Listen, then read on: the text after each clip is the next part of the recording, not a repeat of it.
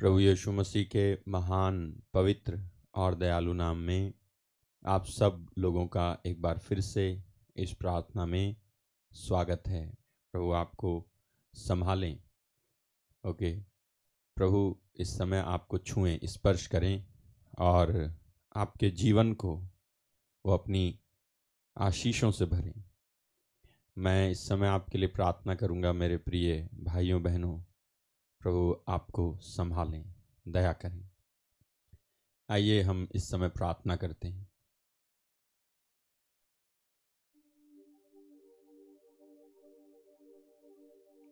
प्रेमी पिता, आपका धन्यवाद। सब बातों के लिए आपको धन्यवाद देते हैं। आपने जो अनुग्रह किया है, आपने जो दया दिखाई है,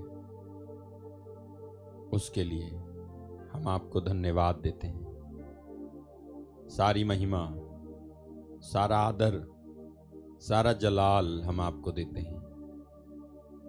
प्रभु, जितने भी भाई बहन इस प्रार्थना से जुड़ रहे हैं, आप उन्हें स्पर्श कीजिएगा, छूइएगा, बरकत दीजिएगा।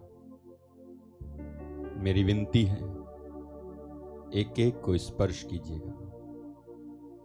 विनती करता हूं प्रभु जी, तेरे पवित्र लहू से ढकिएगा।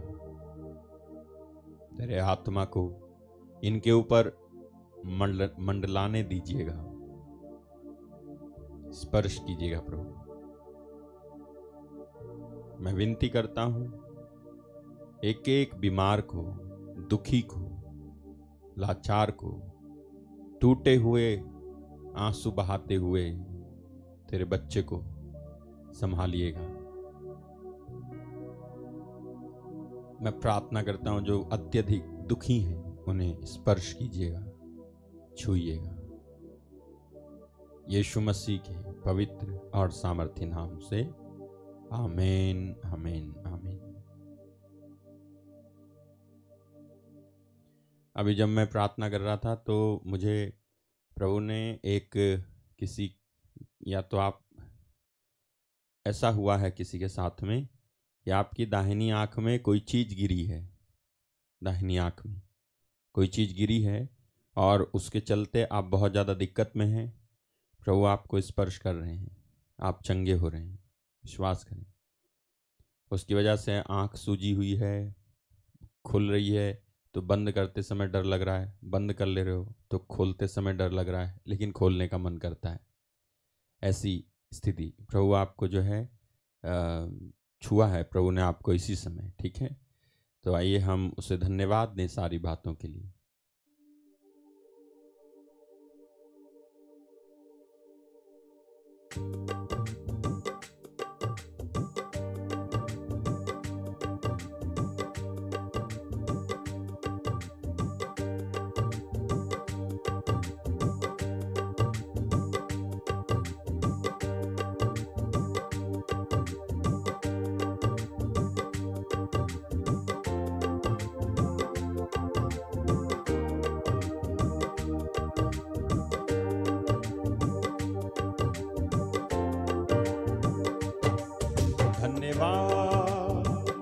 तेरा धन्यवाद, धन्यवाद, तेरा धन्यवाद, धन्यवाद, तेरा धन्यवाद, धन्यवाद,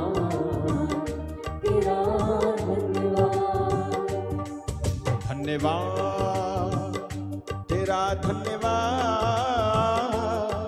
धन्यवाद, तेरा धन्यवाद, धन्यवाद, तेरा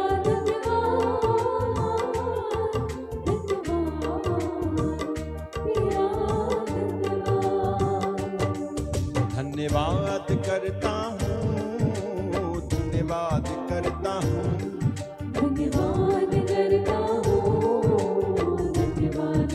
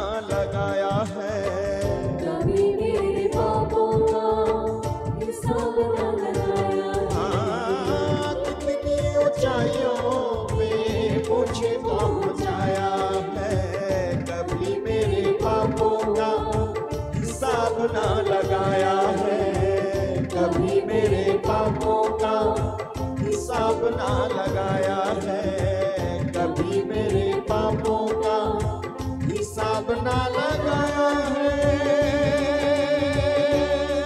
धन्यवाद तेरा, धन्यवाद धन्यवाद तेरा धन्यवाद, धन्यवाद तेरा धन्यवाद, धन्यवाद तेरा धन्यवाद, धन्यवाद तेरा धन्यवाद, धन्यवाद तेरा धन्यवाद। सब मुसीबत से मुझे ले आया निकाल के, सब मुसीबत से मुझे ले आया निकाल के, तूने ही बचाया है शैतान की चाल से। तूने ही बचाया है शैतान की चाल से। सब मुसीबत से मुझे ले आया निकाल के, तूने ही बचाया है शैतान की चाल से। तूने ही बचाया है शैतान की चाल से। तूने ही बचाया है शैतान की चाल से। धन्यवाद तेरा, धन्यवाद धन्यवाद तेरा धन्यवाद, धन्यवाद तेरा धन्यवाद, धन्यवाद तेरा धन्यवाद, धन्यवाद तेरा,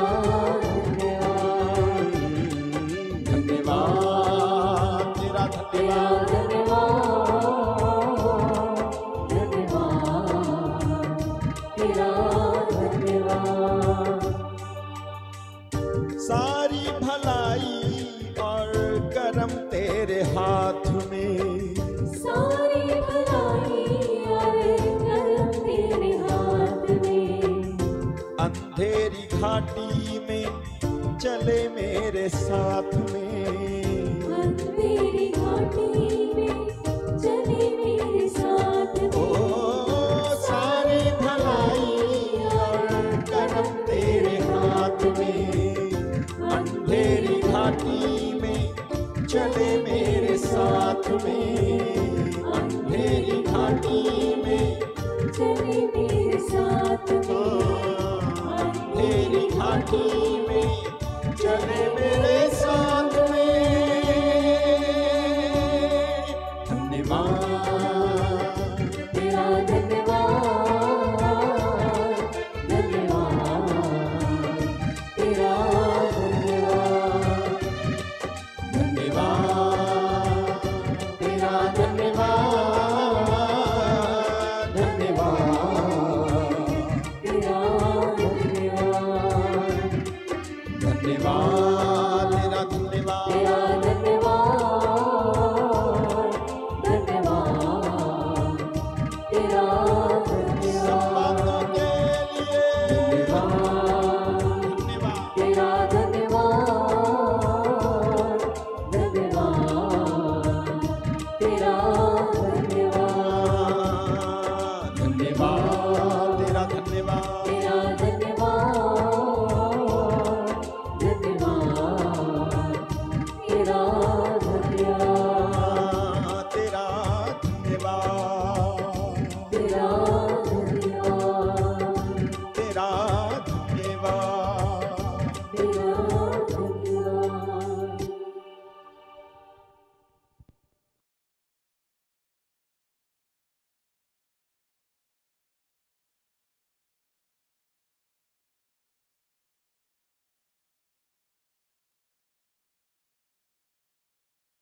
हालेलुया। सारी महिमा, सारा आदर प्रभु यीशु मसीह को मिले। आमीन। ओके, आइए हम इस समय उसके महान, पवित्र और सामर्थी, मूल्यवान वचनों में चलते हैं।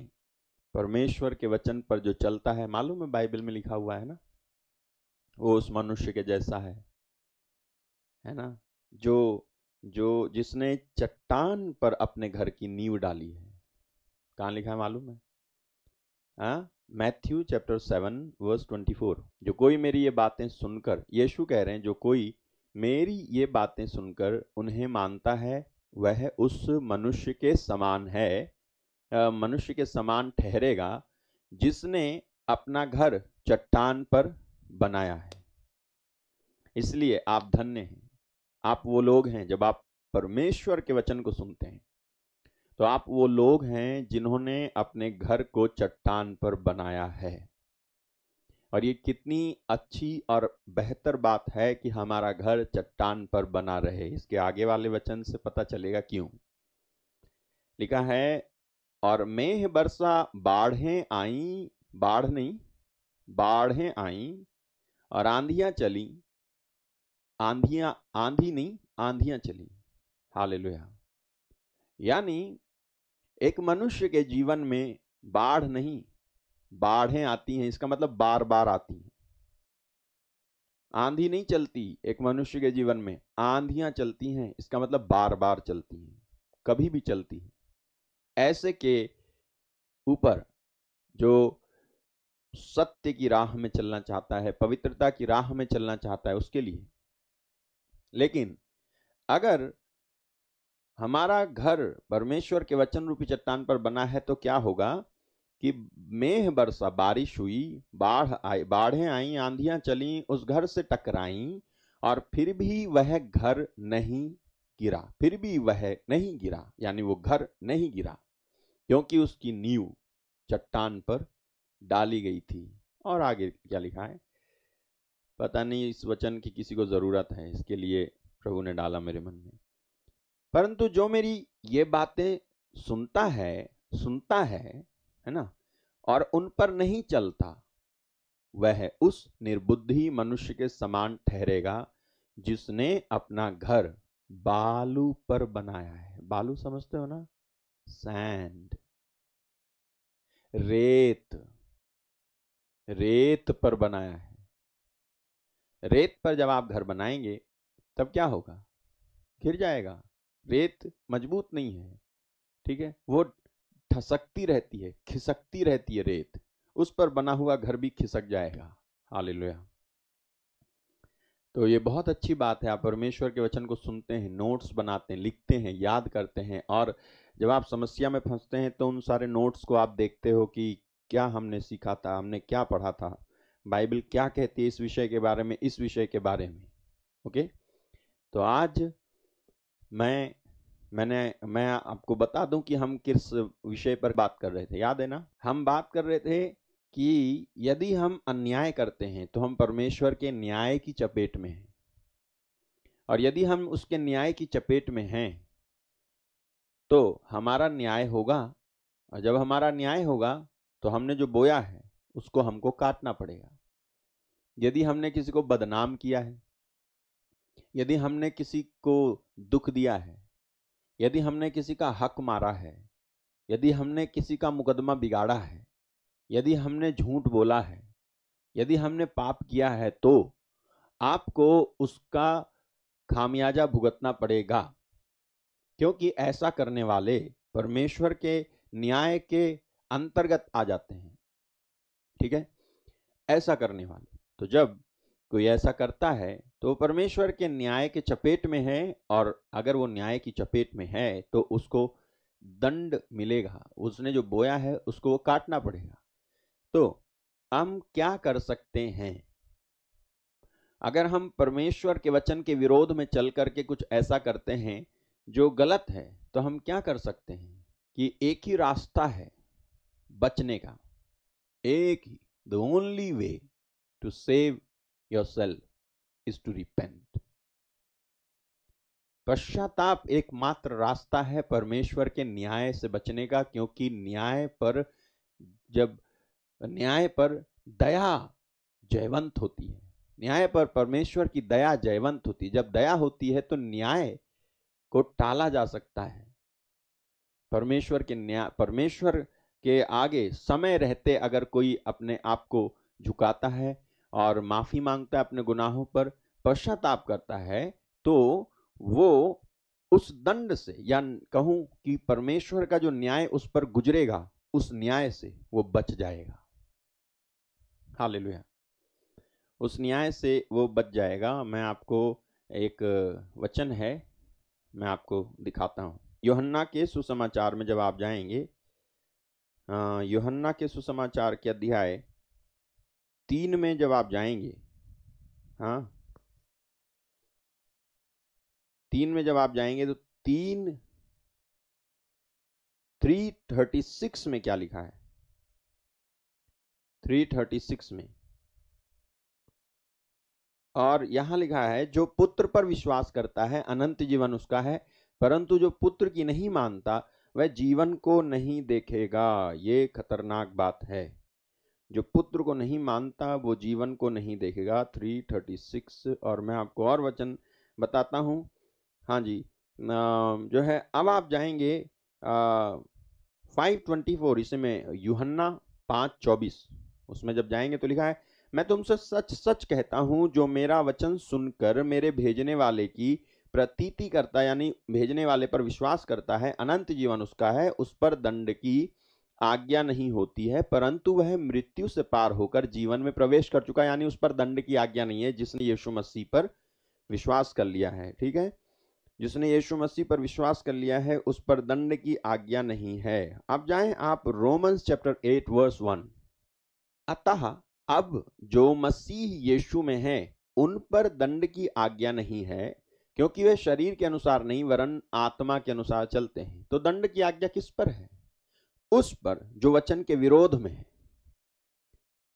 हाँ, जो शरीर के अनुसार जी रहा है, आत्मा के अनुसार नहीं जी रहा, उस पर। जो पाप कर रहा है उस पर दंड की आज्ञा है। जो पश्चाताप करने के अवसर को उपलब्ध कराए जाने के बाद भी बच्चा बच्चा घूम रहा है और अपनी राह, अपना रास्ता पकड़ के जी रहा है। अगर ऐसा होता कि पश्चाताप करने का कोई मार्ग नहीं होता, पश्चाताप करने का विकल्प नहीं होता, तो ठीक था। तो परमेश्वर की गलती थी कि परमेश्वर ने कोई विकल्प ही नहीं रखा हमारे लिए, नहीं तो हम तो पश्चाताप कर लेते। आपको मालूम है, लोग ऐसा कहते हैं, अरे यार मुझे पता होता तो मैं जो है उससे माफी मांग लेता, मैं तो उससे माफी मांग लेता। उसने तो कोई हमें एक बार मौका भी नहीं दिया, है ना? एक बार हमें मौका भी नहीं दिया उसने, नहीं तो मैं तो माफी मांग लेता, मैं तो जो है पैरों को पकड़ लेता, मैं तो उसके आगे झुक जाता, मैं तो नाक रगड़ देता उसके आगे, ऐसी बात थी तो। लेकिन उसने तो मुझे मौका ही नहीं दिया। आपको मालूम है, परमेश्वर ने आपको मौका दिया है और उस मौके का नाम है पश्चाताप। परमेश्वर ने आपको एक विकल्प दिया है, उस विकल्प का नाम है पश्चाताप। परमेश्वर ने आपके लिए एक रास्ता खोल रखा है, अभी भी उसके अनुग्रह, उसकी कृपा के अंतर्गत एक रास्ता खोल रखा है, उस रास्ते का नाम है पश्चाताप। याद रहे कि यीशु मसीह ने मार्कुस 1:15 में अपना संदेश इसके अलावा शुरू नहीं किया जब तक उन्होंने कहा नहीं, जो लिखा हुआ है मार्क चैप्टर 1 वर्स 15, लिखा है, और कहा समय पूरा हुआ है और परमेश्वर का राज्य निकट आ गया है, मन फिराओ। आपको मालूम है मन फिराओ क्या लिखा नीचे? रिपेंट। मन फिराओ यानी रिपेंट, यानी पश्चाताप कर, मन फिराओ। यीशु मसीह ने मार्कुस के सुसमाचार के 1:15 में कहा मन फिराओ। क्यों? समय पूरा हुआ, परमेश्वर का राज्य निकट आ गया है, मन फिराओ, सुसमाचार पर विश्वास करो। हालेलुया। मन फिराओ, पश्चाताप करो, क्योंकि परमेश्वर का राज्य निकट आ गया है। मन फिराओ, पश्चाताप, ये परमेश्वर के अनुग्रह की वजह से निकाला गया रास्ता है। नहीं सुना आपने? ये जो यीशु मसीह इस धरती पर आए ना, यीशु मसीह का इस धरती पर आना कोई शौकिया नहीं था। शौकिया जैसे किसी को चलो इसको भेज देते हैं, ना ना ना, इसको भेज देते हैं, इसको देख लेंगे ना।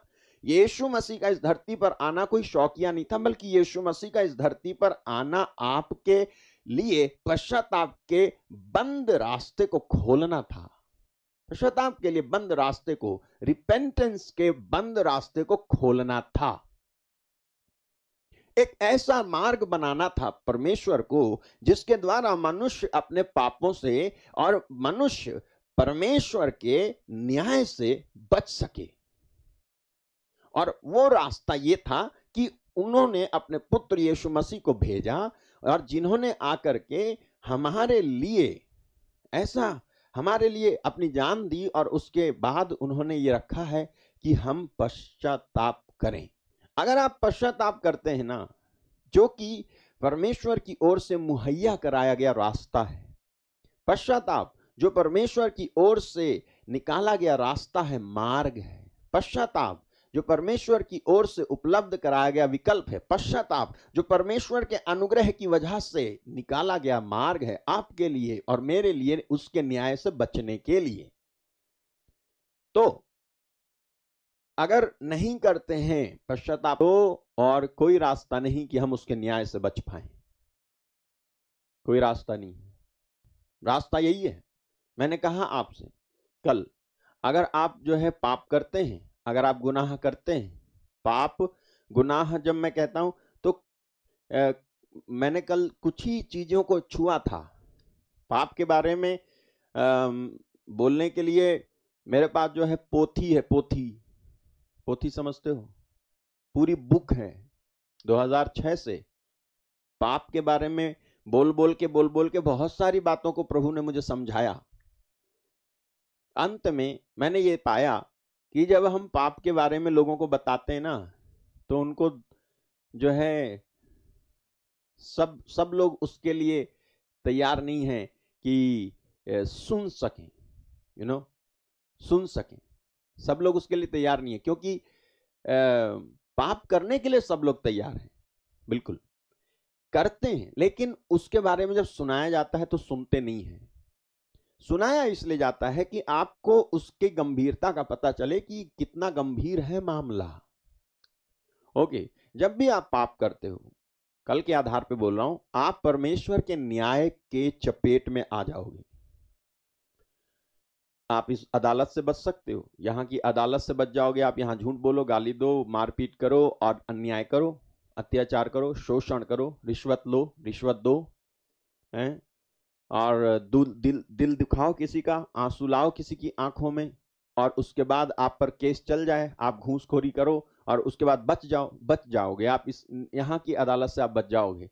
लेकिन परमेश्वर जब न्याय करेगा तब वो छोड़ेंगे नहीं हमें।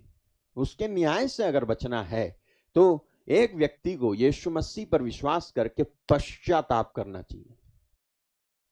पश्चाताप, आपको मालूम है कई लोगों को पश्चाताप क्या होता है नहीं मालूम है। पश्चाताप इसको बोलते हैं मन फिराना। पश्चाताप यानी मन फिराना, पछताना, ठीक है, पछताना। कई लोगों को नहीं मालूम है, और इसलिए इस विषय की जानकारी नहीं होने पर व्यक्ति परमेश्वर की आशीष को पा नहीं पाता है। आज मैं कोशिश करता हूं कि आपको बता सकूं। आपको मालूम है पश्चाताप के लिए बाइबल में, पूरी बाइबल में 8 पश्चाताप जो है ना, उसके लिए 8 शब्दों का उपयोग हुआ है। और जब भी 8 शब्दों का उपयोग हुआ ना, इन 8 शब्दों का जब उपयोग हुआ है तब उसका एक ही मकसद है। आप देखोगे जब भी पश्चाताप के लिए पुराने विधान से लेकर नए विधान तक इन 8 शब्दों का उपयोग हुआ है, जिनमें से मैं 6 की चर्चा करूंगा। 2 उतने जो है नहीं है मजबूत, इसलिए मैं उनको छोड़ रहा हूं। लेकिन 8 शब्दों का उपयोग हुआ है पश्चाताप के लिए पूरी बाइबल में। और जब भी इन शब्दों का उपयोग हुआ है तो उसमें एक नई बात प्रभु ने बताई। हालेलुया, ठीक है। तो मैं आपको जो है पहले तो ऐसी मैं जल्दी बता देता हूं, फिर उसके बाद मैं डिटेल में इस पे बात करूंगा। पहला जो शब्द है वो है नाखाम, मतलब NACHAM, नाखाम। यह है इब्रानी में, हिब्रू में नाखाम, ठीक है, नाखाम।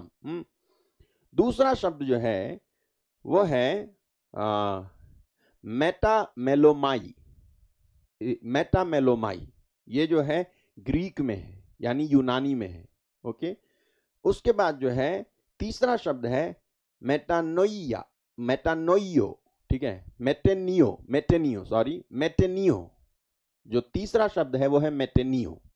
जो चौथा शब्द है वो है शाब, SHUWB, शाब, ठीक है। और पांचवा शब्द है मेटानोइया, ठीक है, ये ग्रीक है यानी यूनानी में है, METANOIA, मेटानोइया, ओके। उसके बाद छठा जो है वो है अमेटा मेलेटोस, अमेटा मेलेटोस। ये छठा शब्द है पश्चाताप के लिए। आप बताऊंगा अभी आपको डिटेल में, मैं आपको बताऊंगा। मुझे मालूम है आप हो सकता है लिखना चाहोगे, मैं लिखवा दूंगा आपको, आप चिंता मत करो। और उसके बाद एक और शब्द है निखुम, निखुम, NICHUM, निखुम। कितने हो गए? 7। और उसके बाद एक और शब्द है नोखाम, नोखाम। एक है नाखाम, एक है नोखाम, NOCHAM, नोखाम। इनमें से 2 निखुम नोखाम छोड़ देंगे हम, बाकी के शब्दों पर मैं आपको बताने की कोशिश करूंगा, जिससे आपको एक क्लियर कट अंडरस्टैंडिंग मिले कि पश्चाताप माने क्या है ना, वो बताने की मैं कोशिश करूंगा। मेरी प्रार्थना है कि आप लोग समझ सकें। हालेलुया। मैं जानता हूं कि आप लोगों को जो है क्या बोलते हैं, दूसरी बातें दिमाग में चलती हैं कई बार, लेकिन वचन सुनना बहुत जरूरी है। जब शैतान आपके अंदर इस विषय के प्रति अज्ञानता को पैदा कर पाता है तो वो आपको मिलने वाली सारी आशीषों से काट देगा, अलग कर देगा, वंचित कर देगा। जब शैतान को इस विषय की जानकारी आपके अंदर नहीं होती है, पता चल जाता है, तब मैंने बोला पहला शब्द पश्चाताप के लिए पहला शब्द जो यूज हुआ है इब्रानी में वो है नाखाम, नाखाम, नाखाम, ठीक है, NACHAM,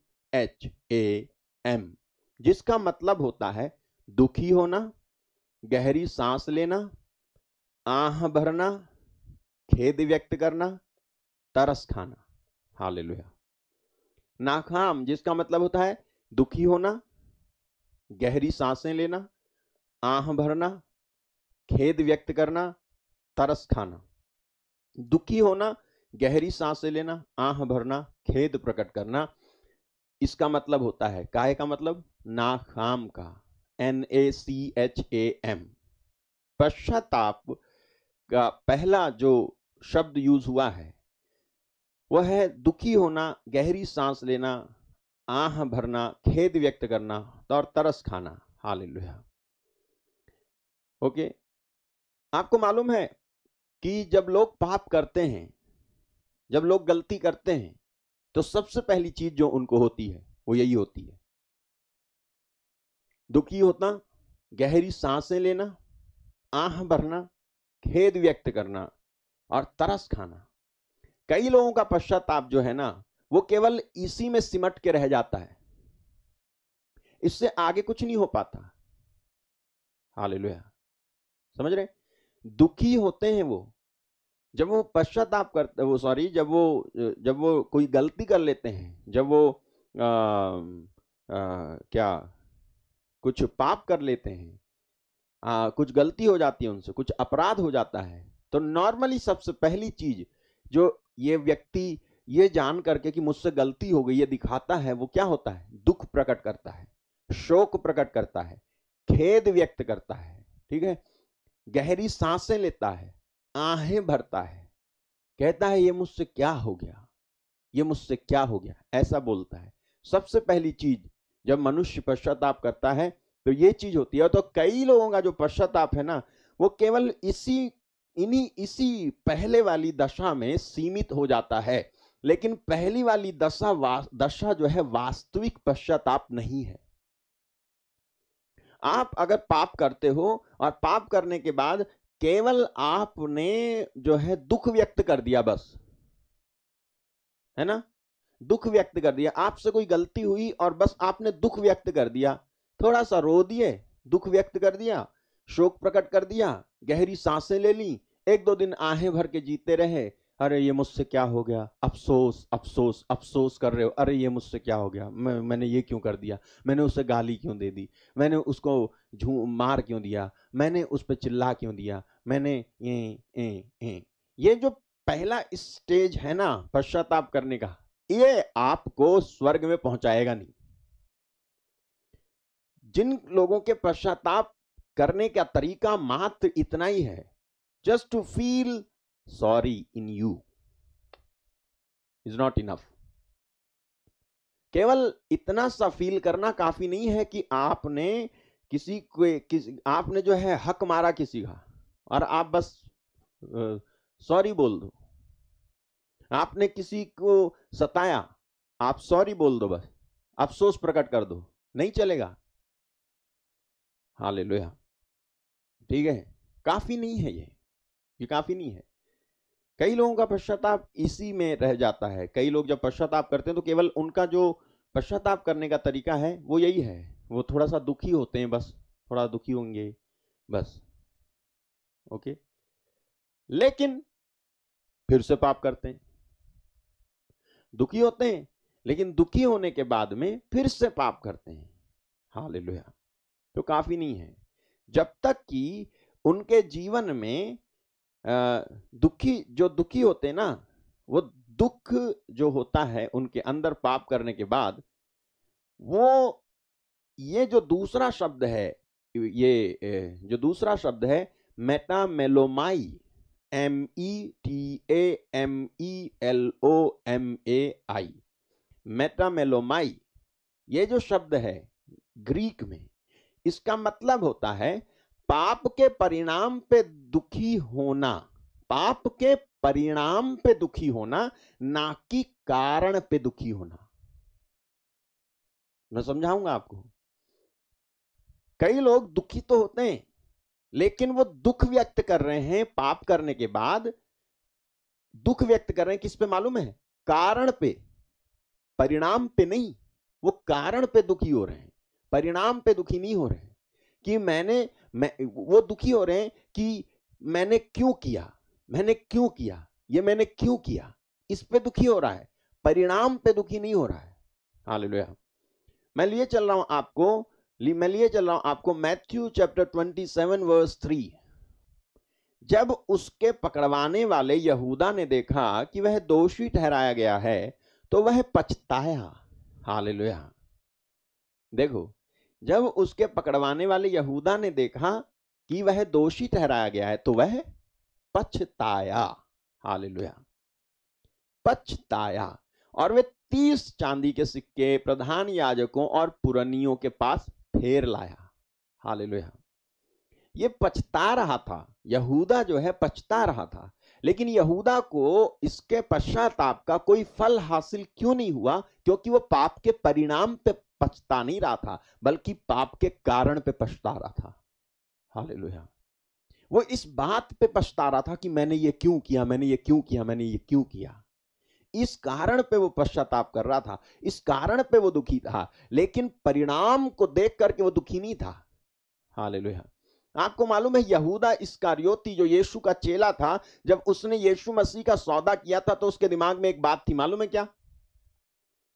कि अक्सर यहूदियों ने यीशु को जब मारने की कोशिश की तो यीशु बच के निकल गए, और इस बार भी जब मैं उन्हें पकड़वाऊंगा तो इस बार भी वो बच के निकल जाएंगे।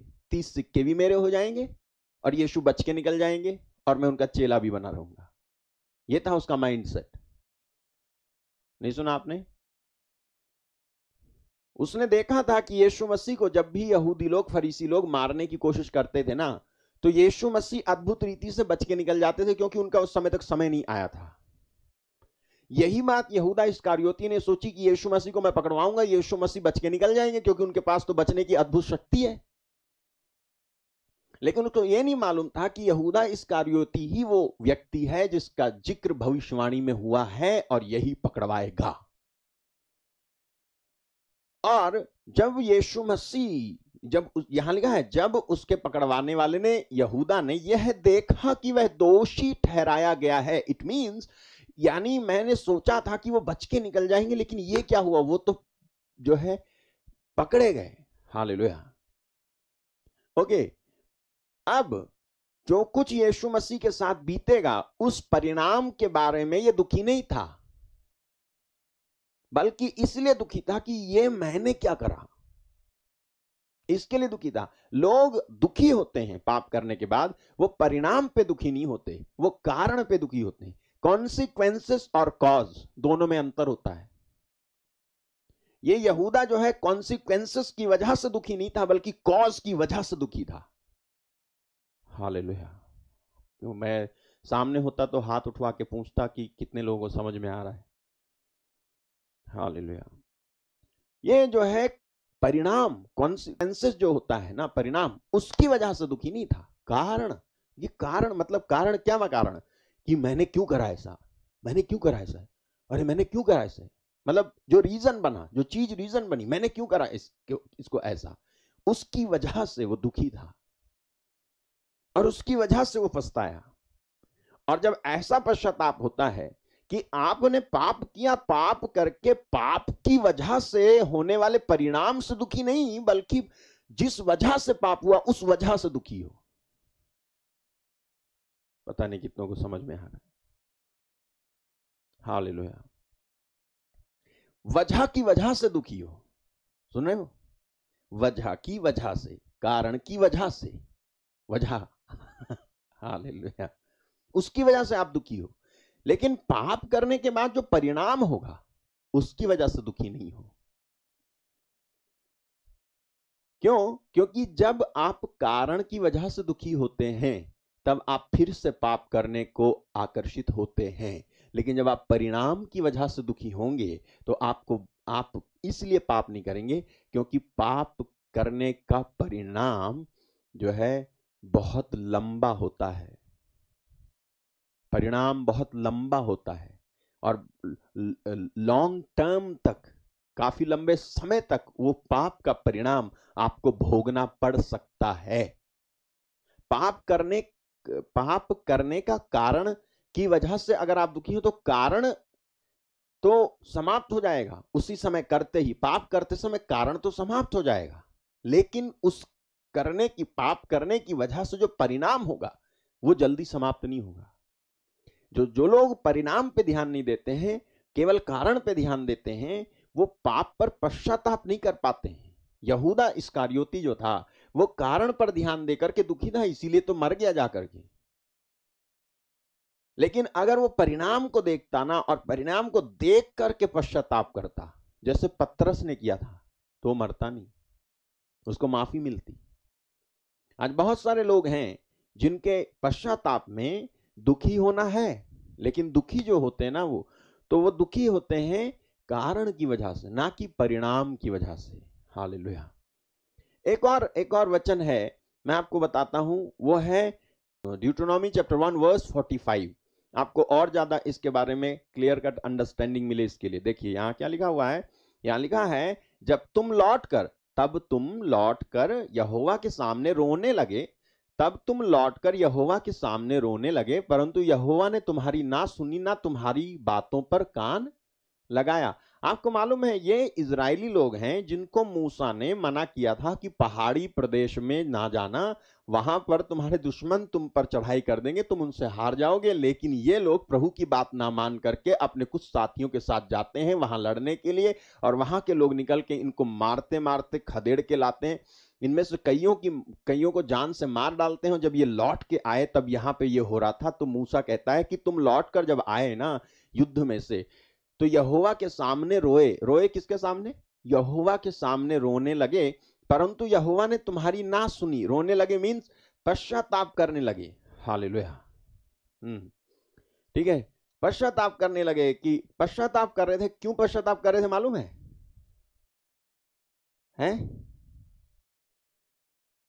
पश्चाताप क्यों कर रहे थे मालूम है? कारण की वजह से पश्चाताप कर रहे थे, परिणाम की वजह से पश्चाताप नहीं कर रहे थे। उन्हें परिणाम की चिंता नहीं थी। हालेलुया। जब इनके पश्चाताप में जो कारण था जिसकी वजह से रो रहे थे, वो ये था कि हमारे इतने लोग मर गए। हालेलुया। हमारे इतने लोग मर गए। लेकिन इनको इस परिणाम की चिंता नहीं थी कि हमने परमेश्वर की आज्ञा को तोड़ा है। नहीं समझे? इनको परिणाम की चिंता नहीं थी, मतलब इनको इसकी ज्यादा फिक्र और इसका ज्यादा दुख था कि हमारे लोग मर गए, हमारे लोग मर गए यहोवा, हमारे लोग मर गए, मेरा उसमें बच्चा भी था, मेरा उसमें बेटा भी था, मेरा उसमें पति भी था, इसके लिए ये रो रहे थे। लेकिन इन्होंने ये परिणाम नहीं देखा कि तुम्हारे पाप करने की वजह से परमेश्वर की आज्ञा टूटी, उसका क्या? परमेश्वर का दिल दुखा, ये परिणाम नहीं देखा तुमने। परमेश्वर दुखी हुआ, परमेश्वर की तुमने सुनी नहीं, परमेश्वर तुम्हें बचाना चाहता था, तुम बचना नहीं चाहते थे, ये परिणाम तुमने नहीं देखा। लेकिन तुम क्या देख रहे हो? कॉज। क्या कॉन्सिक्वेंसेस होगा? परमेश्वर की आज्ञा को, परमेश्वर की आज्ञा टूटेगी ये नहीं दिख रहा, लेकिन कारण दिख रहा है कि इतने मर गए, इतने मर गए। हालेलुया। समझ रहे हो? लोगों को परिणाम की चिंता होती है, सॉरी कॉज, कारण की चिंता होती है, परिणाम की चिंता नहीं होती है उनको। जो कॉन्सिक्वेंसेस है उसकी ज्यादा चिंता है, उसकी चिंता नहीं है, कॉज की चिंता है। हालेलुया। ठीक है। एक और वचन है 1 पीटर 4:15, यदि यहां लिखा तुम में से कोई व्यक्ति हत्यारा या चोर या कुकर्मी होने या पराये काम में हाथ डालने के कारण दुख ना पाए, या यूं कहें दुख ना उठाए। हालेलुया। किस कारण दुख ना उठाए? किस कारण दुख ना उठाए? तुम में से कोई व्यक्ति हत्यारा या चोर या कुकर्मी होने या पराये काम में हाथ डालने के कारण दुख ना उठाए। इस कारण तो तुम्हारे रोने का कारण ये नहीं होना चाहिए। हालेलुया। मालूम है ये रो रहे थे इस कारण की वजह से, हत्यारा, चोर, कुकर्मी, पराये काम में हाथ डालने के कारण दुख ना उठाए।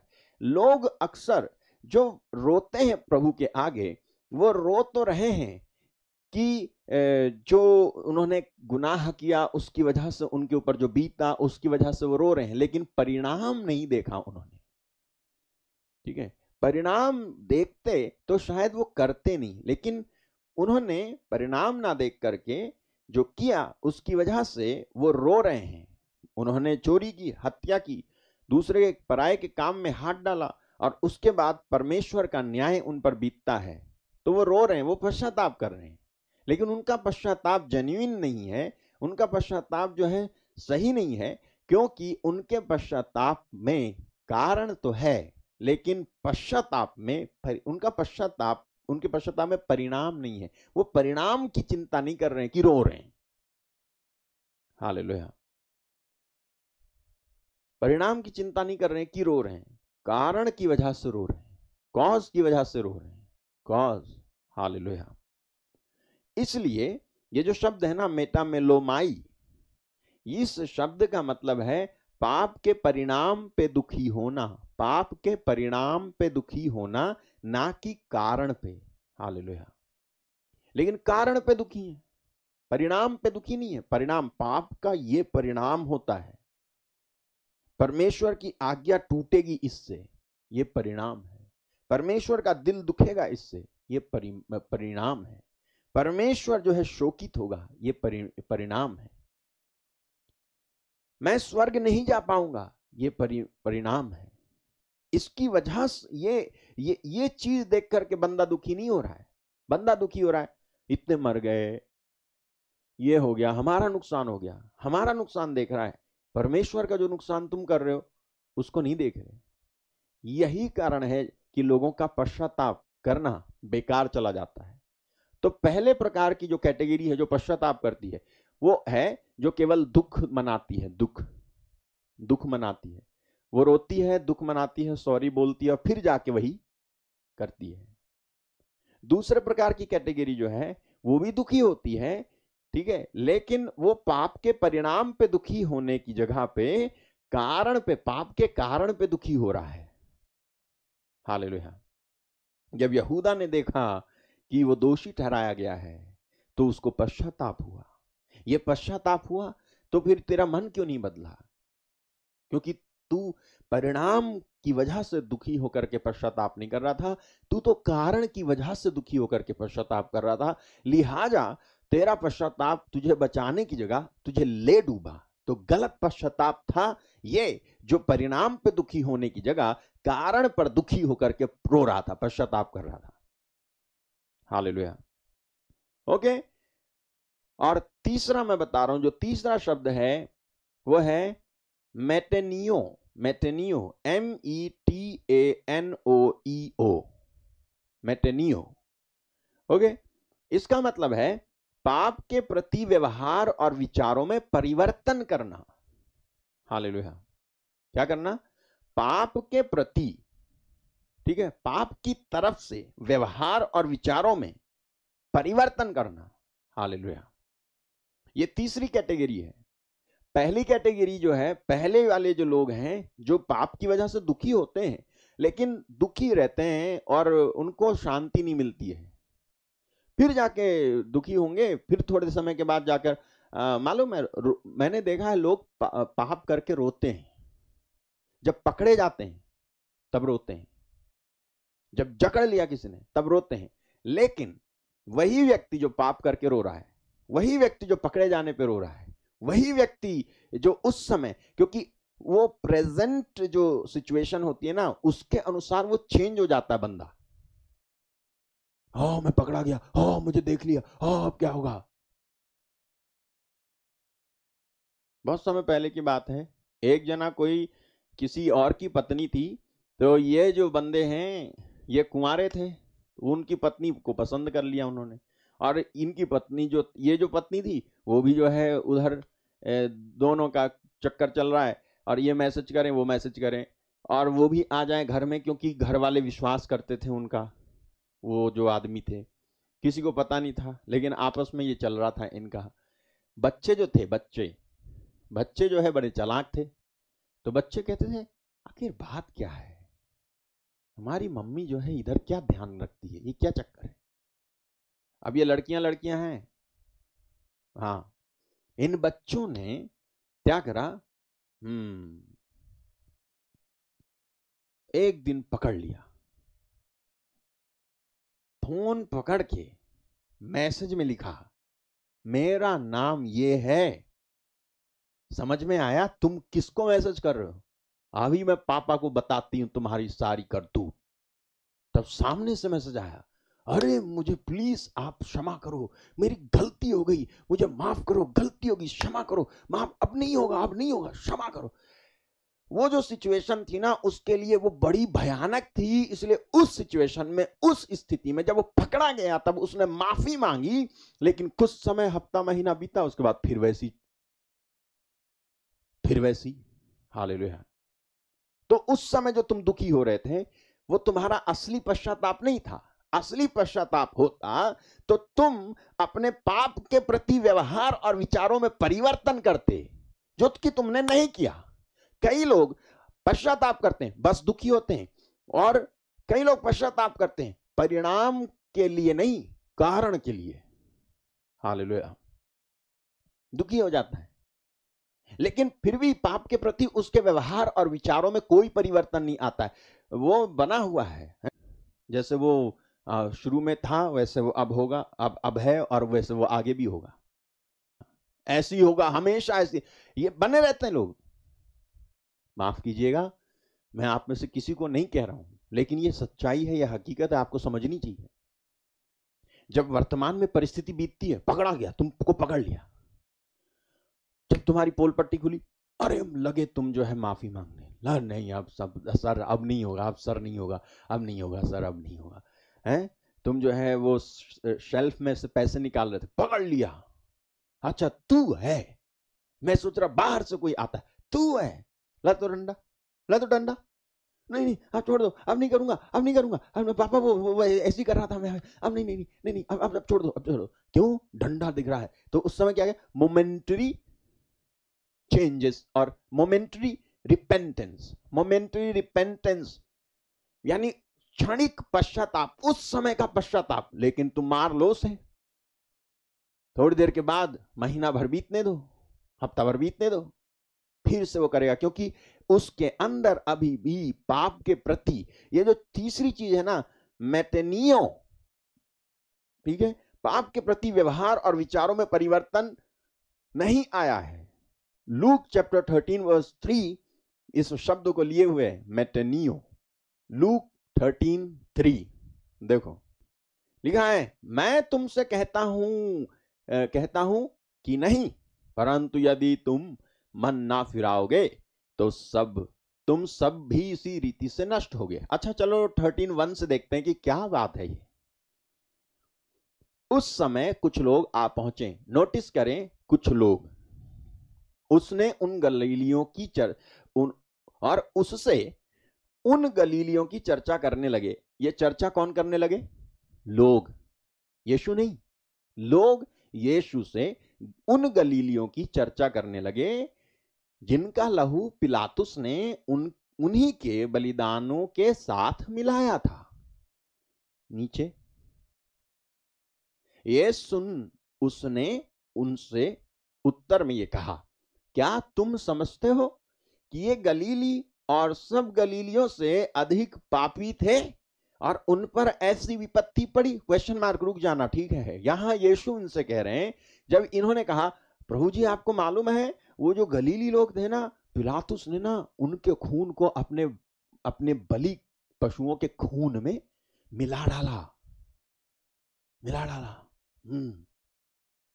तो यीशु मसीह ने कहा, अच्छा ये बोल क्यों रहे हो, मैं बताता हूं तुमको।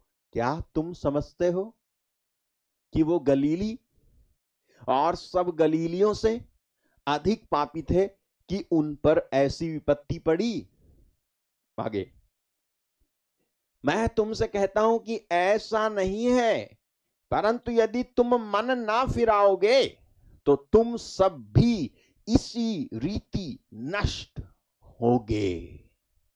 ओके, आगे इन्होंने फिर यीशु क्या कहते हैं, क्या तुम समझते हो कि वे 18 जन जिन पर शिलोह का गुम्मट गिरा और वे दब कर मर गए, यरूशलेम के और सब रहने वालों से अधिक अपराधी थे? मैं तुमसे कहता हूं ऐसा नहीं है, परंतु यदि तुम मन ना फिराओगे, यानी पश्चाताप ना करोगे, तो तुम सब भी इसी रीति से नष्ट होगे। हालेलुया। ये जो लोग थे ना, ये लोगों के अंदर पाप के प्रति व्यवहार और विचारों में परिवर्तन नहीं था। ये लोग दूसरे के ऊपर बीतने वाली विपत्ति को देख करके ये नहीं समझते थे कि ये पाप की वजह से हो रहा है, बल्कि अपने आप को सुरक्षित समझ लेते थे। बस उसका उदाहरण देते हुए घूमते थे, खुद नहीं सुधरते थे। कुछ लोग दूसरों का उदाहरण देते हुए घूमते, लेकिन खुद नहीं सुधरते। मालूम है आपको, कुछ लोग दूसरों का उदाहरण देते हुए फिरते हैं, लेकिन खुद नहीं सुधरते। मैंने देखा है, दूसरे लोगों की चर्चा करेंगे, लेकिन खुद वैसे नहीं बनेंगे, ना खुद वैसे सुधरेंगे, ना खुद जो है परिवर्तन करेंगे। मन उनका बदलता नहीं है, परिवर्तित नहीं। वो बात करते हैं अच्छे और पवित्र व्यक्ति की, लेकिन खुद कभी अच्छे और पवित्र नहीं बनते। ये आए थे वहां पर, कह रहे हैं कि प्रभु जी वो जो थे ना गलीली लोग, वो जो है सारे मार डाले गए। और यही लोग थे जो ये भी समझ रहे थे कि शिलोह का जो गुम्मट, जो दीवार थी जिसके नीचे दब के 18 आदमी मर गए थे, वो भी लोग सबसे ज्यादा पापी थे। हालेलुया। ये थी इनकी समझ। लेकिन इनके अंदर उस घटना को देख करके मन परिवर्तन नहीं हुआ था। पापों के प्रति विचारों और व्यवहारों में कोई अंतर और परिवर्तन नहीं हुआ था। इनके विचार वैसे ही थे, जैसा ये समझते थे वैसे ही समझते थे। तो यीशु ने कहा, क्या तुम ये समझते हो? ये तुम्हारे विचार? अरे विचार बदल ले। हालेलुया, विचार बदल। यिर्मयाह, तेरे मन से बुराई कब निकलेगी? 4:14, हे यरूशलेम, अपने हृदय बुराई से धो। दूसरा अनुवाद कहता है, अपने हृदय से बुराई निकाल दे कि तुम्हारा उद्धार हो जाए। तुम कब तक व्यर्थ कल्पनाएं करते रहोगे? दूसरा अनुवाद कहता है, यरूशलेम अपने हृदय से बुराई निकाल दे जिससे तू बच सके। तेरे बुरे विचार तुझसे कब निकलेंगे? तेरे बुरे विचार, तेरे बुरे विचार कब? देखो, हमारे विचार बुरे होते हैं, लेकिन फिर भी हम उन बुरे विचारों में कोई परिवर्तन नहीं करते हैं। तुम दुखी जरूर हुए, तुम जो है दुखी हुए, रोए, और जो है माफी भी मांग ली, जाके पाप स्वीकार भी कर लिया, माफ कर दो प्रभु जी, कह दिया आपने, लेकिन विचारों में अभी भी बुराई है, व्यवहार में अभी भी बुराई है। अभी भी जब मौका मिलता है तो एक दूसरे की चुगली करने से चूकते नहीं हैं हम। अभी भी मौका मिलता है तो एक दूसरे के जीवन में आग लगाने से चूकते नहीं हैं हम। आप नहीं होंगे, अच्छे लोग हैं, आग नहीं लगाते, आग पे पानी डालते हैं, बहुत अच्छी बात है, आपसे नहीं कह रहा हूं, लेकिन अभी भी हमारे अंदर ये बातें हैं कि हम जो है हमारे विचारों में परिवर्तन नहीं लाए हैं, बदलाव नहीं आया है। यानी मेटेनियो जो शब्द है, जिसका अर्थ है पाप के प्रति व्यवहार और विचार में परिवर्तन करना। जब मैं पश्चाताप की बात करता हूं तो पश्चाताप यानी सबसे पहले हृदय में दुखी होना, उसके बाद परिणाम पे दुखी होना, उसके बाद अपने अंदर व्यवहार और विचारों में परिवर्तन लाना, तब जाके पश्चाताप थोड़ा थोड़ा पूरा होने लग जाएगा। अभी 3 चीजें बताना और बाकी है, मैं बताऊंगा आपको। हालेलुया। हमारे व्यवहार में, हमारे पश्चाताप का मतलब है आपके विचारों में और आपके व्यवहार में परिवर्तन आना चाहिए। Hallelujah. Let this mind be in you which was in Christ Jesus. Philippians 2:5 जी, KGV। Let this mind be in you which was also in Christ Jesus। जैसे मसीह यीशु का स्वभाव था वैसे ही तुम्हारा भी हो। This is what called is repentance। Hallelujah. यह है सच्चा पश्चाताप। मेरे विचार मैं निकाल रहा हूं इस समय, मेरे व्यवहार नहीं, बल्कि मेरे विचार में यीशु का विचार, मेरे व्यवहार में यीशु का व्यवहार, मेरे स्वभाव में यीशु का स्वभाव, मेरे विचार में यीशु का विचार, मेरे मनोभाव यीशु की तरह। मेरा mind, let this mind which was in Christ Jesus. यीशु मसीह का दिमाग, यीशु मसीह का मन तुम में हो। हालेलुया। यीशु मसीह का सा मन तेरे अंदर हो, यीशु मसीह का सा विचार, जो जैसे वो सोचते थे वैसे तू सोच। हालेलुया। कोई कुछ आके कह देता है तुमको कि तुम्हें बताए वो तुम्हारे बारे में क्या बोल रहा था? क्या बोल रहा था? बोल रहा था कि उसका दांत तोड़ दूंगा, एक मारूंगा तो। अच्छा, ये बात है? सच बोल रहा है तू? हाँ बिल्कुल सच बोल रहा हूं, बिल्कुल सच बोल रहा हूं। उसने बोला कि तेरा दांत तोड़ दूंगा मैं।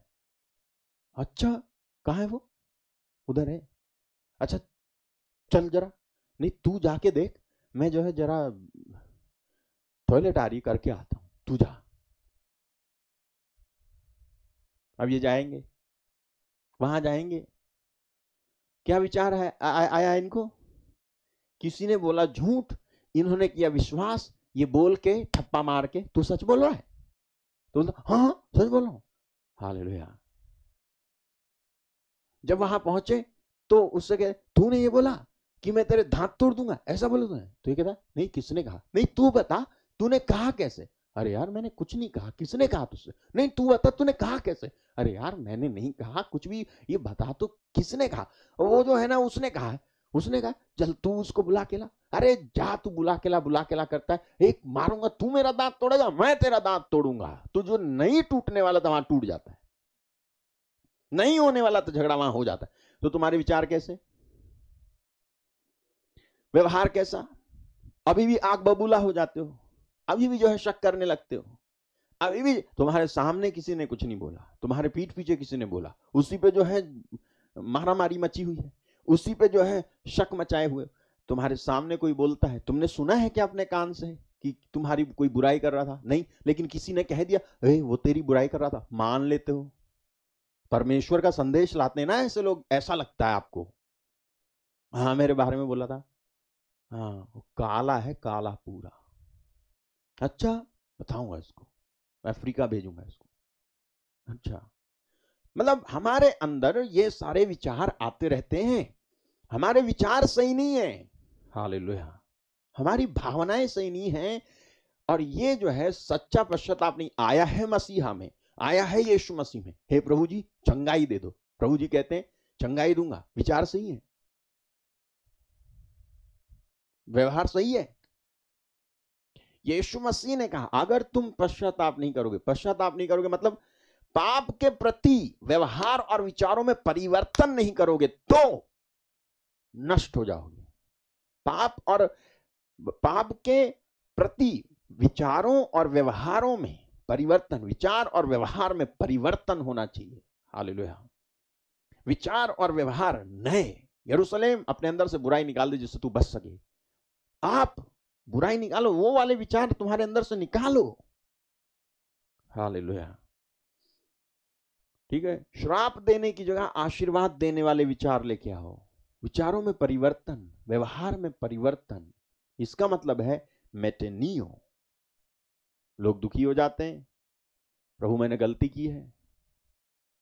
हम लोग जब पश्चाताप करते हैं तो पश्चाताप भी जब करते हैं तो वो उनका ध्यान रहता है कारण पे, कारण को सोच सोच के रोते रहते हैं। क्या कारण बना था पाप का, उसको सोच के रोते रहते हैं। उसको सोच के रो रहा है कि परिणाम क्या हुआ पाप का, उसको सोच के नहीं रो रहा। क्या कारण बना पाप का, वो कारण जो बना पाप का, प्रभु जी अगर उसने मुझे नहीं बहकाया होता तो मैंने पाप नहीं किया होता। तूने किया ना, परिणाम तो देख, उसके लिए रो। वो कारण बना, वो कारण बना, वो चीज कारण बनी, वो जगह कारण बनी, वो फोन कारण बना, उसको सोच के रो रहा है। अरे तूने पाप किया, उसका परिणाम क्या हुआ, उसको सोच के रो ना। इतना तक करते हैं। लेकिन जब ये बात आती है पाप के प्रति व्यवहार और विचारों में परिवर्तन करना, जिसको ग्रीक में, यूनानी में लिखा है मेटेनियो, ये नहीं करते, इसलिए पश्चाताप अधूरा रहता है, hallelujah.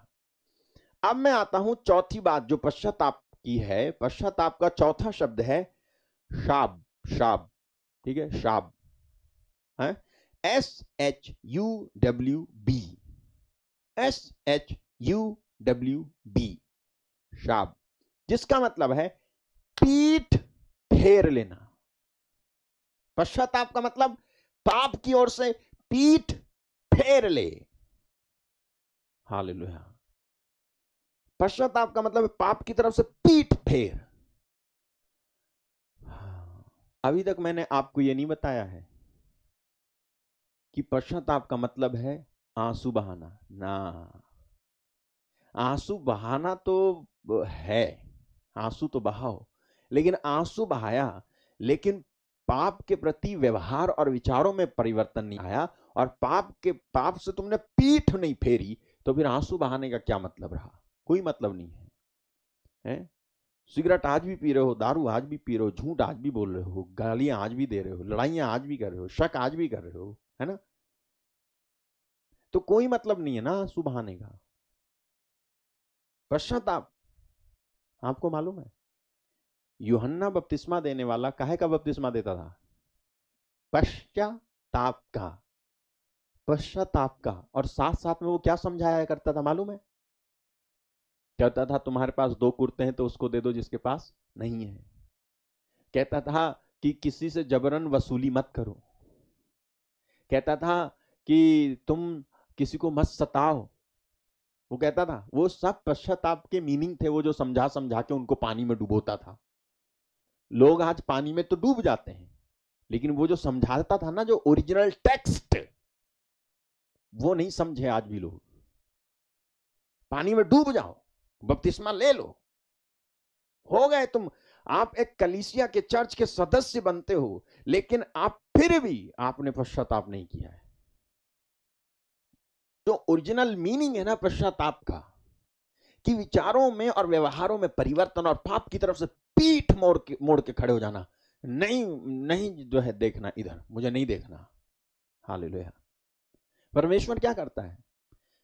First king chapter 8 verse 47 में यह शब्द आपको मिलेगा, SHUWB, SHUWB, शाब। 8:47 फर्स्ट किंग, पहला राजा 8:47, वहां पे जाएं, वहां पे जाएंगे तो यहां लिखा है, सुलेमान है ये जो प्रार्थना कर रहा है, कहता है यदि वे बंधुआई के देश में सोच विचार करें और फिर कर, हालेलुया, फिर कर, ये जो शब्द है ना, फिर कर, अपने बंदी बनाने वालों के देश में तुझसे गिड़गिड़ा कर कहें हमने पाप किया है और कुटिलता और दुष्टता की है, हालेलुया। यहां पे ये शब्द यूज हो रहा है, ठीक है, शाब यानी पीठ फेर लेना। इंग्लिश में लिखा है yet if they shall be think themselves in the land whither they were carried captives and repent hallelujah। ये जो लिखा ना and repent, इसके ओरिजिनल में, जिसके पास जो ओरिजिनल बाइबल यूज करता है ना KJV, उसके स्ट्रॉन्ग नंबर में जब आप जाएंगे तो उसका मतलब है कि and repent, इसका मतलब है और जब वो पाप की तरफ से पीठ फेर दें, और पाप की तरफ से पीठ फेर दें और कहें, गिड़गिड़ा कर कहें हमने पाप किया है और कुटिलता और दुष्टता की है, तो हे प्रभु तू उनकी ओर मुड़ जाना। सुलेमान प्रार्थना कर रहा है जब तेरी प्रजा पाप करे और पाप करने के बाद बंधुआई के देश में जाए, मतलब जब उनको बंदी बना के ले जाया जाए और उस बंदी बना के ले जाए जाने वाले देश में रह करके जब वे पश्चाताप करें, मीनिंग जब वे शाप करें, शाप, ठीक है, SHUWB, जब ये करें यानी जब वो पीठ फेर लें, जब वो डिसीजन ले कि प्रभु जो हुआ सो हुआ, अब मैं नहीं करूंगा, और मुड़ जाए तेरी ओर, पाप की तरफ पीठ और परमेश्वर की तरफ मुंह जब कर दें, तब तू उनकी सुनना, हालेलुया, तब तू उनकी सुनना। यह है रियल रिपेंटेंस। और यही शब्द जो मैंने बोला पीठ फेर लेना, यह शब्द एजेकियल 14:6 में भी आपको मिलेगा, यह एजेकियल 14:6। इसलिए इज़राइल के घराने से कह, प्रभु यूं कहता है फिरो, जब यह है ना, ये जो शब्द लिखा है फिरो यानी मुड़ो, हालेलुया। किधर मुड़ो? मेरी तरफ मुड़ो, पाप की तरफ से मेरी तरफ मुड़ो। इसको बोलते हैं शाब, मेरी तरफ मुड़ो, पाप की तरफ पीठ कर, मेरी तरफ मुंह कर, तब मैं मानता हूं कि तूने पश्चाताप किया है। तो इसका मतलब होता है पश्चाताप करना, हालेलुया। और उसके बाद पांचवा शब्द जो यूज हुआ है पश्चाताप के लिए पूरी बाइबल में, वो है ग्रीक में, यूनानी में, नए विधान में यूज हुआ है मेटेनोइया, हालेलुया। मेटेनियो का मतलब है पाप के प्रति व्यवहार और विचारों में परिवर्तन करना, और मेटेनोइया का मतलब है ना केवल व्यवहार और विचार में परिवर्तन करना, बल्कि इस परिवर्तन का फल उत्पन्न करना, फल, to bring out the fruits है। ये जो शब्द है ना मेटेनोइया, कहां पर मिलेगा आपको पता है? मैथ्यू 3:8, मत्ती 3:8 में मिलेगा ये पश्चाताप, ये जो शब्द है मेटेनोइया, ठीक है। देखो यहां लिखा है इसलिए मन फिराव के योग्य फल लाओ, मन फिराव के योग्य यानी पश्चाताप का उचित फल ला। इतना काफी नहीं कि तुम अपने पाप के प्रति व्यवहार और विचारों में परिवर्तन करो और फल ना लाओ, इसका मतलब है फल लाओ। क्या है फल? यह है मैथ्यू 9:13 में जाना, इसलिए तुम जाकर इसका अर्थ सीख लो, मैं बलिदान नहीं परंतु दया चाहता हूं, क्योंकि मैं धर्मियों को नहीं बल्कि पापियों को बुलाने आया हूं, हालेलुया। तो फल क्या है? दया, दया कर। ये क्या है, प्रॉब्लम क्या हुई थी यहाँ पे मालूम है? ये क्यों कहा यीशु मसीह ने? यहाँ पर जब आप पढ़ेंगे 9-10 में जब आप जाएंगे तो वहां पर लिखा हुआ है, जब वो घर में भोजन करने के लिए बैठा यीशु, तो बहुत से महसूल लेने वाले और पापी आकर यीशु और उसके चेलों के साथ खाने बैठ गए। ओके, आगे। ये देखकर फरीसियों ने उसके चेलों से कहा, कौन कह रहा है? फरीसियों ने चेलों से कहा, तुम्हारा गुरु महसूल लेने वालों यानी कर लेने वालों और पापियों के साथ क्यों खाता है? पापियों के साथ क्यों खाता है? हाँ जी। फिर यह सुनकर यीशु ने उनसे कहा, वैद भले चंगों के लिए नहीं, परंतु बीमारों के लिए आवश्यक है। आगे। इसलिए तुम जाकर इसका अर्थ सीख लो। किसका अर्थ सीख लो? कि निरोगियों को नहीं बल्कि रोगियों को वैद्य की जरूरत है। इसका अर्थ जाके सीख लो। ये लोग जो मेरे साथ आकर के, ये जो महसूल ये कर लेने वाले, ये चुंगी लेने वाले, ये पापी लोग आके मेरे साथ अगर खाना खा रहे हैं, अगर मेरे साथ हैं, तो इसका अर्थ है कि ये है रोगी और मैं हूं इनका वैद्य। ये है पाप से रोगी और मैं हूं इनका वैद्य, और मैं इन पर दया करके इनका इलाज करने आया हूं। तुम्हारी तरह इनसे घृणा करने के लिए नहीं आया हूं। तुम्हारी तरह इनसे घृणा करने के लिए नहीं आया हूं। क्योंकि ना केवल ये अपने पापों से फिरे हैं और इनके अंदर पाप के प्रति विचार और व्यवहार में परिवर्तन आया है, बल्कि ये मेरे साथ रहना चाहते हैं। तो मैं क्यों इन पर दया ना करूं? तो पश्चाताप का उचित फल उत्पन्न करना यह है कि दया दिखा, शो मर्सी। हालेलुया। तुझ पर दया की गई तो तू भी दया कर। जिसने दया नहीं दिखाई उस पर भी दया नहीं दिखाई जाएगी। आगे लिखा है, क्योंकि दया न्याय पर जीत पाती है। हालेलुया। तो जैसे तुम पर दया की गई वैसे तुम भी दूसरों पर दया करो। यह है पश्चाताप का उचित फल। पश्चाताप का उचित फल मतलब, if I have received the mercy of God, I should be merciful towards others. मुझे भी दयावान होना है क्योंकि मुझ पर दया की गई है। आपको वो उदाहरण याद है? यीशु ने कहा कि जो है एक के वो कर्जदार थे, 2 कर्जदार थे। एक अधिक का कर्जदार था, एक कम का कर्जदार था। तो जो कम का कर्जदार था ना, उसको जो है वो कहां पर है आयत, मैं बताता हूं आपको। उसको पकड़ लिया। हालेलुया। मैं बता रहा हूं, बाइबल में लिखा हुआ है कि एक व्यक्ति कम का ऋणी था, यानी एक व्यक्ति पर कम कर्ज था और एक व्यक्ति पर ज्यादा कर्ज था। दोनों को राजा के सामने पेश किया गया। जब राजा के सामने पेश किया गया तो राजा ने कहा, तू अपना कर्जा चुका। तो ये गिड़गिड़ा कर कहने लगा कि मैं अपना कर्ज चुकाने की जो है हैसियत में नहीं हूं। ठीक है। और मुझे जहां तक याद आता है मैथ्यू 18 है। हालेलुया। निर्दयी सेवक का दृष्टांत, मैथ्यू 18 वर्स 23। धन्यवाद पवित्र आत्मा।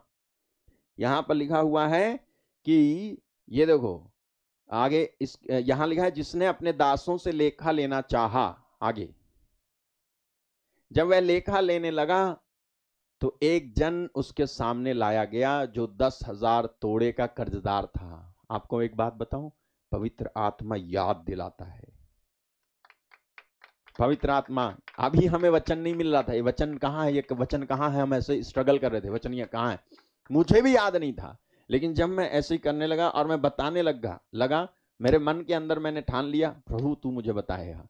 और तुरंत मुझे कहता है 18।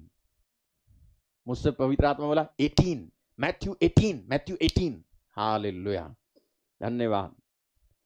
यहां लिखा है, जब वह लेखा लेने लगा तो एक दिन उसके सामने जब वह लेखा लेने लगा तो एक जन उसके सामने लाया गया जो 10,000 तोड़े का कर्जदार था। अब देखिए क्या होता है। जबकि चुकाने को उसके पास कुछ ना था तो उसके स्वामी ने कहा, यह और इसकी पत्नी और बाल बच्चे और जो कुछ इसका है सब बेचा जाए और कर्ज चुका दिया जाए। इस पर उस दास ने गिरकर उसे प्रणाम किया और कहा, हे स्वामी धीरज धर, मैं सब कुछ भर दूंगा। तब उस दास के स्वामी ने तरस खाकर उसे छोड़ दिया और उसका कर्ज भी क्षमा कर दिया। परंतु जब वह दास बाहर निकला तो उसके संगी दासों में से एक उसको मिला जो उसके 100 दिनार का कर्जदार था। ये कितने का कर्जदार था? 10,000। ये कितने का कर्जदार है इसका? 100। उसने उससे पकड़कर उसका गला घोंटा और कहा, जो कुछ तुझ पर कर्ज है भर दे। इस पर उसका संगी दास गिरकर उससे विनती करने लगा, धीरज धर, मैं सब भर दूंगा। उसने ना माना, परंतु जाकर उसे बंदी गृह में डाल दिया कि जब तक कर्ज भर ना दे तब तक वहीं रहे। देखा आपने? आगे उसके संगी दास यह है जो हुआ था देखकर बहुत उदास हुए और जाकर अपने स्वामी को पूरा हाल बता दिया। वो स्वामी जिसने इसका 10,000 का कर्ज माफ किया था ना, इन लोगों ने जाके उसको बता दिया। अच्छा, फिर तब उसके स्वामी ने उसको बुलाकर उससे कहा, हे दुष्ट दास, तूने जो मुझसे विनती की तो मैंने तेरा वह पूरा कर्ज क्षमा कर दिया। इसलिए जैसे मैंने तुझ पर दया की, जैसे मैंने तुझ पर दया की, वैसे ही क्या तुझे भी अपने संगी दास पर दया करनी नहीं चाहिए थी? और उसके स्वामी ने क्रोध में आकर उसे दंड देने के लिए हाथ में सौंप दिया कि जब तक वह सब कर्ज भर ना दे तब तक उनके हाथ में रहे। अब पश्चाताप का उचित फल यही है। इसी प्रकार यदि तुम में से हरेक अपने भाई को मन से क्षमा ना करेगा तो मेरे पिता जो स्वर्ग में है तुमसे भी वैसा ही करेगा। हालेलुया। और मुझे लगता है इस अध्याय की आखिरी आयत है। हालेलुया। ठीक है, तो यहां पर प्रभु कह रहा है पश्चाताप का उचित फल जब तुम जानना चाहते हो तो वो ये है कि जैसे तुझ पर दया हुई है वैसे तू भी दूसरे पर दया कर। जैसे तुझे माफ किया गया वैसे तू भी माफ कर। तो तू पश्चाताप करके जी रहा है, तो तू पश्चाताप का जीवन जी रहा है।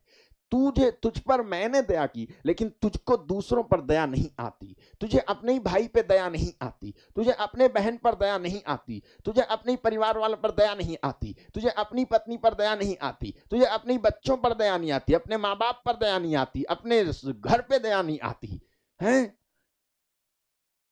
मैंने दया की तुझ पे, लेकिन जब तेरा टर्न आया कि तू भी दया दिखाए, मतलब तूने जब पश्चाताप किया तो मैंने तुझे माफ किया। तो जब दूसरा तेरे आगे है जो तेरी माफी का हकदार है, तू उसे क्यों माफ नहीं करता? पश्चाताप का उचित फल है शो मर्सी, दया कर। हालेलुया। दया नहीं करते हम। ओके, यानी ये शब्द जो है ना, मेटेनोइया, ये है पश्चाताप का उचित फल उत्पन्न करना।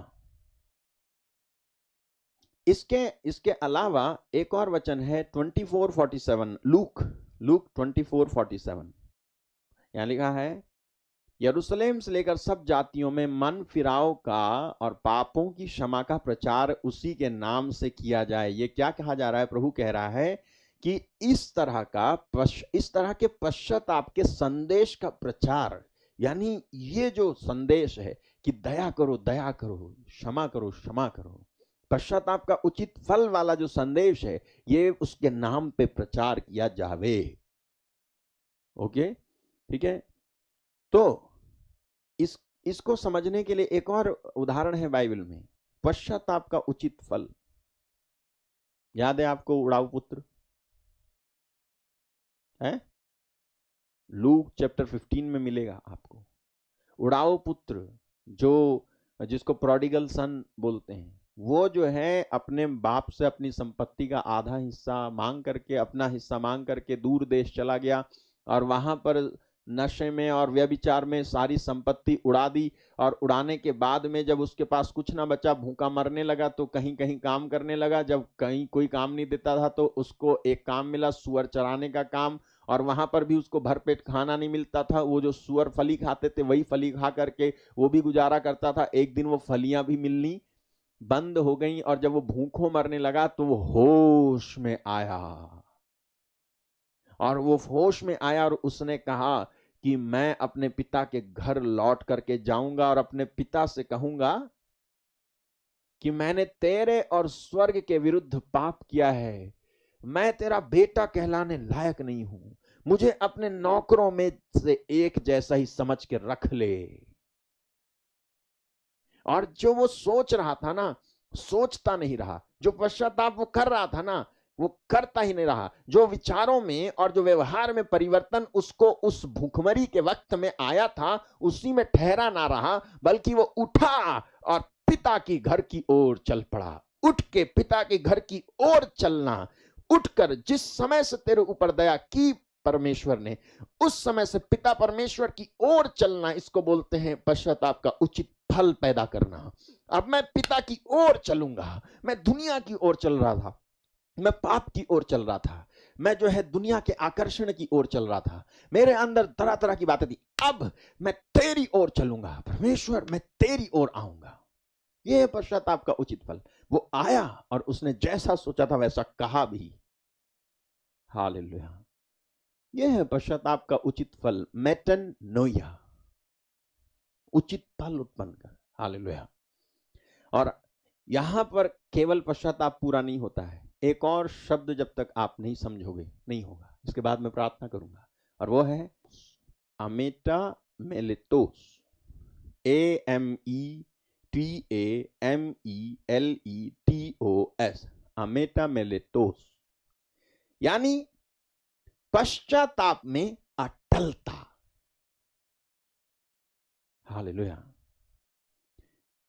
ठीक है, 6 शब्द पश्चाताप के लिए। सबसे पहला नाकाम, उसके बाद मेटामेलोमाई, उसके बाद मेटेनियो, उसके बाद शाब, उसके बाद मेटानोइया, उसके बाद अमेटामेलेटोस। इसका मतलब है अब दुखी होना, सबसे पहला शब्द जो था दुखी होना। सबसे दूसरा, उसके बाद दूसरा शब्द पाप के परिणाम पे दुखी होना, ना कि कारण पे। फिर व्यवहार और विचारों में परिवर्तन, फिर परिवर्तन के बाद पाप की तरफ पीठ फेर लेना, और उसके बाद पश्चाताप का फल उत्पन्न करना, और ऐसा ही करते हुए अटल बना रहना, यानी अमेटा मेलेटोस, यानी पश्चाताप में अटलता। तब जाकर आपका पश्चाताप पूरा होता है। दूसरा कुरिन्थी 7:10 इसके बारे में बताता है। ये जो शब्द है ना अमेटा मेलेटोस, वहां पर लिखा हुआ है 2 Corinthians 7:10, वहां पर देखो लिखा है, क्योंकि परमेश्वर भक्ति का शोक ऐसा पश्चाताप, वो जो शब्द है ना पश्चाताप, वो शब्द है अमेटा मेलेटोस, यानी अटल पश्चाताप। इसका मतलब है अटल पश्चाताप उत्पन्न करता है जिसका परिणाम उद्धार है। अटल पश्चाताप का परिणाम है उद्धार, और फिर उससे पछताना नहीं पड़ता, परंतु सांसारिक शोक मृत्यु उत्पन्न करता है। यानी अटल पश्चाताप का फल है, परिणाम है उद्धार, और इसके बाद पछताना नहीं पड़ता है। पछताना नहीं पड़ता। परमेश्वर का रहम, परमेश्वर की आशीष आपके ऊपर होगी। तो ये इस तरह से पश्चाताप जब आप करें, इस तरह से ना केवल दुखी हो, बल्कि आप जो है परिणाम को याद करके दुखी हो। ना केवल परिणाम को याद करके दुखी हो, बल्कि व्यवहार और विचारों में परिवर्तन लेकर आए। ना केवल व्यवहार और विचारों में परिवर्तन लेकर के आए, बल्कि जो परिवर्तन आया है उस परिवर्तन के साथ प्रभु की ओर मुंह करके और पाप की तरफ अपनी पीठ करके खड़े हो जाएं। ना केवल पाप की तरफ पीठ करके खड़े हो जाएं, बल्कि फल उत्पन्न करें। और ना केवल फल उत्पन्न करें, बल्कि फल उत्पन्न करने में मजबूत यानी अटल हो जाएं, क्योंकि ऐसे पश्चाताप का फल है, परिणाम है उद्धार। उद्धार। आप ऐसा पश्चाताप करोगे ना, तब जाकर के आंखों से निकले हुए आंसू भी प्रभु अपनी हथेलियों में रोक लेगा। अरे मेरा बच्चा रो पड़ा। आप ऐसा पश्चाताप करोगे तो परमेश्वर आपकी जरूरत के वक्त में आके खड़ा हो जाएगा और आपको आशीष देगा, आपको ब्लेस करेगा। मैं आपके लिए प्रार्थना करने जा रहा हूं कि प्रभु आपको छुएं, स्पर्श करें, और उसका हाथ आपको इस समय स्पर्श करें, आपको छुएं, आपके साथ चमत्कार हो। आप ना केवल आप जो है दुखी हो, बल्कि आप सचमुच में प्रभु से आपकी प्रार्थनाओं का उत्तर पाएं। आज आपके गुनाह और पाप माफ हों।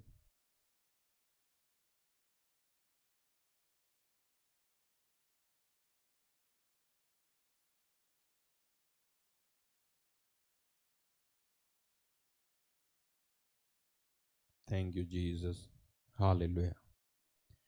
धन्यवाद पवित्र आत्मा, इस समय के लिए धन्यवाद। एक एक भाई, एक एक बहन जो दुखी हैं, जो परेशान हैं, जो पीड़ित हैं, जो निराश हैं, जो टूट गए हैं, उनको मैं आपके सामने ले आता हूँ। इस समय प्रभु छूना, एक एक को स्पर्श करना। प्रभु मुझे बता रहा है इस समय कि किसी को कमर में बहुत ज़्यादा दर्द है, प्रभु आपको चंगा कर रहा है। रिसीव करें, रिसीव। Thank you Jesus. धन्यवाद पवित्र आत्मा, धन्यवाद। अगर आपने कोई पाप किया है तो कृपया आप अपने पापों पर पश्चाताप करें। कैसा पश्चाताप? ऐसा पश्चाताप जिसमें एक डिसीजन हो कभी पाप ना करने का। एक ऐसा पश्चाताप करें जिसमें ऐसा एक परिवर्तन हो आपके विचारों और आपके व्यवहारों का कि परमेश्वर प्रसन्न हो।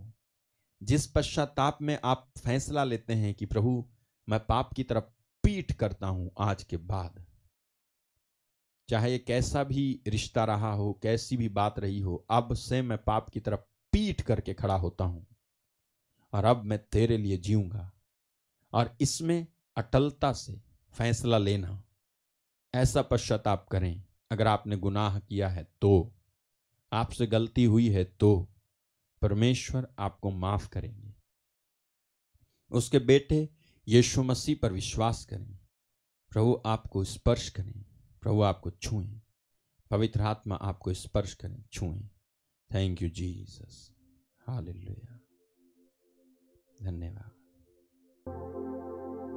तेरे गीत गाऊं, तेरे संग रहूं मैं, पाऊं मैं जीवन का आनंद तुझमें प्रभु।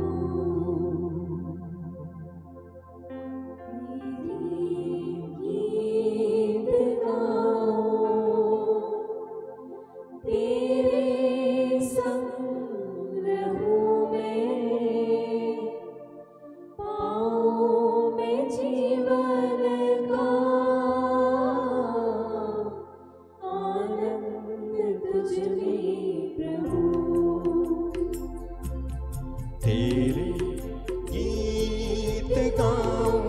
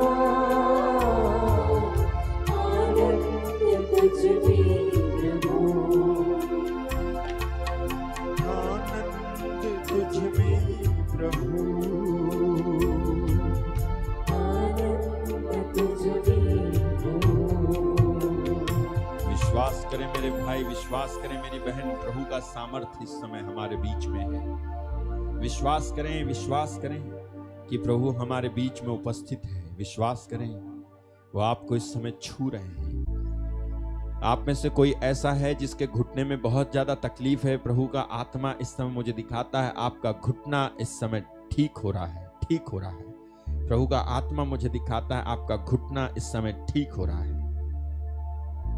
आपको रिसीव करना है, आपकी चंगाई को आपको रिसीव करना है। कोई है, प्रभु मुझे बताता है कि आपकी दोनों आंखों में बहुत ज्यादा सूजन और दर्द है। प्रभु आपको इस समय चंगा करते हैं। प्रभु का आत्मा आपको इस समय चंगा करता है।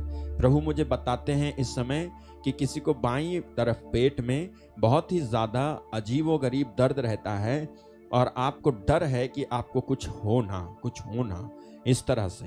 प्रभु आपको इस समय उस डर से आजाद कर रहे हैं और आप चंगे हो रहे हैं। इस समय आप रिसीव कीजिए, आप ग्रहण कीजिए।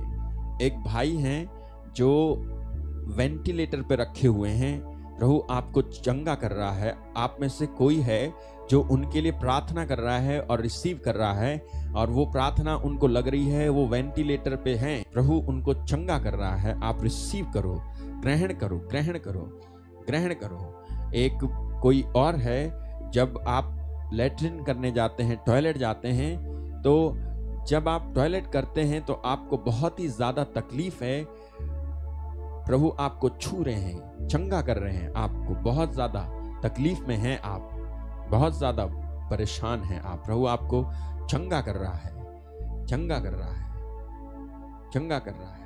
Thank you Jesus. रिसीव करो आप अपने लिए, आप रिसीव करो। प्रभु का सामर्थ्य आपके ऊपर इस समय आ रहा है, परमेश्वर का सामर्थ्य आपके ऊपर आ रहा है। आपको विश्वास करना है कि प्रभु मुझे छू रहा है, प्रभु मुझे चंगा कर रहे हैं, प्रभु मुझे आजाद कर रहे हैं, प्रभु मुझे एक नई सृष्टि बना रहे हैं। आपके पाप माफ हो रहे हैं, प्रभु आपको क्षमा कर रहा है। किसी को बैक पेन बहुत ज्यादा है, किसी को पीछे दाहिनी तरफ पीठ में लेकिन दाहिनी तरफ लेफ्ट राइट साइड में, पीठ में बैक में राइट साइड में जो पेन है उससे आपको छुटकारा मिल रहा है। इसी समय छुटकारा मिल रहा है। किसी के दाहिना हाथ की जो उंगलियां हैं वो बंद नहीं होती हैं, खुलती और बंद नहीं होती हैं, एक ही पोस्चर में हैं आपकी उंगलियां। प्रभु आपको चंगा कर रहा है इस समय, प्रभु आपको चंगा कर रहा है, प्रभु आपको चंगा कर रहे हैं इस समय, प्रभु आपको चंगा कर रहा है। आप रिसीव करें। Thank you Jesus, hallelujah. प्रभु धन्यवाद पवित्र आत्मा। चंगे हो रहे हैं आप। विश्वास करें। शक मत कर कि पता नहीं मेरा नहीं होगा, ऐसे नहीं। शक मत। किसी का इसी समय दायां हाथ, जैसी मैंने बोला है, वो जो उंगली बंद थी अब वो खुलती और बंद नहीं होती हैं, ऐसी एक ही स्थिति में रहती हैं। आप मोड़ पा रहे हो इस समय प्रभु का, वहां पर एक वार्मथ, एक गर्माहट आप महसूस कर रहे हैं उस स्थान पर। प्रभु आपको चंगा कर रहा है इस समय, चंगा कर रहा है।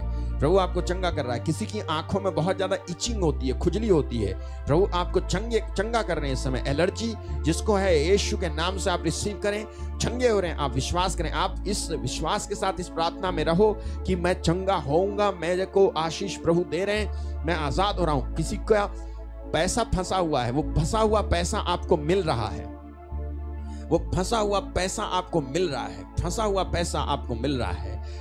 किसी ने जानबूझ के आपके पैसे ले लिए हैं, दे नहीं रहा है, आप मांग रहे हो, दे नहीं रहा है, मैं कहता हूं वो देगा। यीशु मसीह के नाम से आप रिसीव करो। आप प्रभु के बच्चे हो। आपको अपने बारे में नीची सोच नहीं रखनी है, ऊंची सोच रखनी है, और आपके मन में ऊंचे विचार रहें। Let this mind be in you which was in Christ Jesus, Philippians chapter 2 verse 5।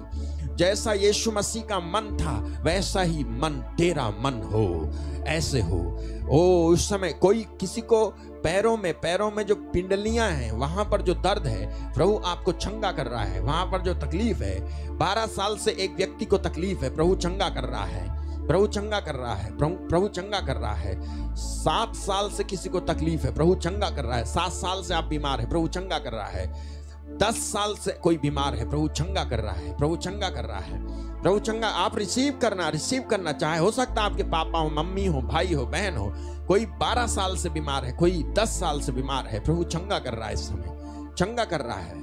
15 साल सुनता हूं मैं किसी की बीमारी 15 साल की हो गई है, प्रभु यीशु मसीह के नाम से इन बीमारियों को मैं आपके शरीर से निकल जाने की आज्ञा देता हूं, हुक्म देता हूं, निकले, आपको छोड़े ये बीमारियां।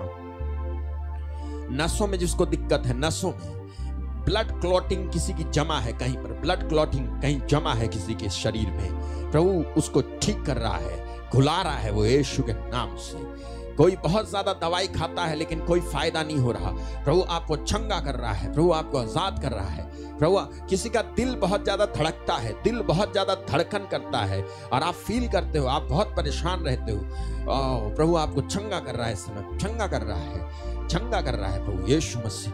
कोई किसी को ब्रेस्ट में बहुत ज्यादा प्रॉब्लम है, ब्रेस्ट में, प्रभु आपको चंगा कर रहा है, प्रभु आपको चंगा कर रहे हैं, स्वस्थ कर रहे हैं प्रभु यीशु मसीह के नाम से। कोई अपने बच्चे के लिए प्रार्थना कर रहा है, प्रभु आपको आपके बच्चे को आशीष दे रहा है।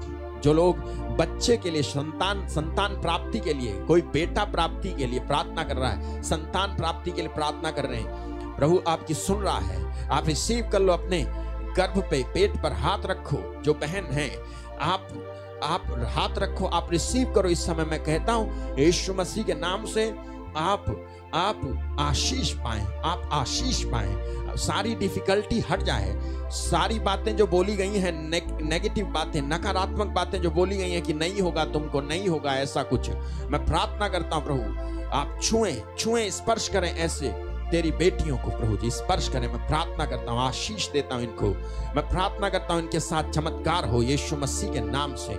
मैं प्रार्थना करता हूं यीशु मसीह के नाम से इनके साथ चमत्कार हो, यीशु मसीह के नाम से इनके साथ चमत्कार हो। मैं प्रार्थना करता हूं प्रभु जी आप छुएं इस समय, स्पर्श करें, मैं प्रार्थना करता हूं। थैंक यू जीसस, हालेलुया, धन्यवाद धन्यवाद धन्यवाद। जो लोग लकवे से ग्रस्त हैं, मैं प्रार्थना करता हूं वो चंगे हो जाएं प्रभु जी।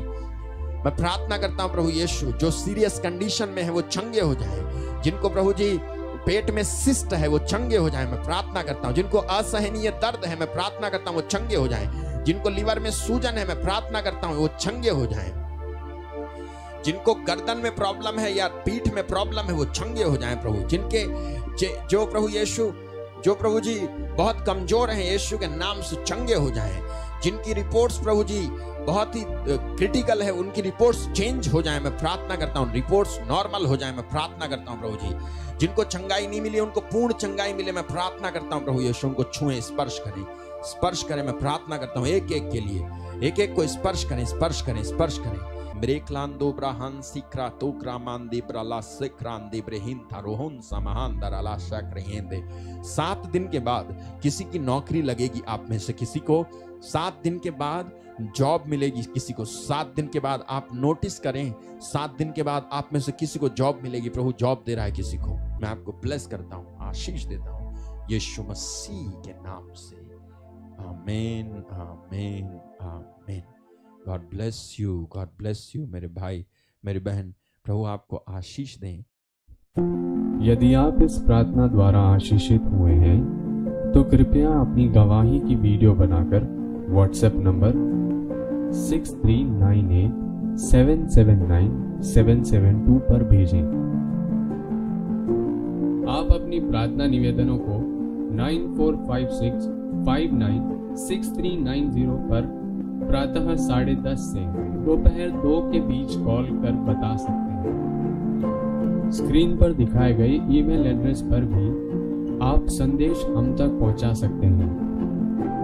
यदि आप इस मिनिस्ट्री द्वारा सुसमाचार को फैलाने में आर्थिक सहायता करना चाहते हैं या आर्थिक रूप से बीज बोना चाहते हैं तो सामने दिए गए डिटेल पर ऑनलाइन या ऑफलाइन कर सकते हैं। भारत के बाहर से भेंट भेजने के लिए व्हाट्सएप नंबर 6398779772 पर संपर्क करें। प्रभु यीशु मसीह की आशीष आप पर और आपके परिवार पर हमेशा बनी रहे। आमीन।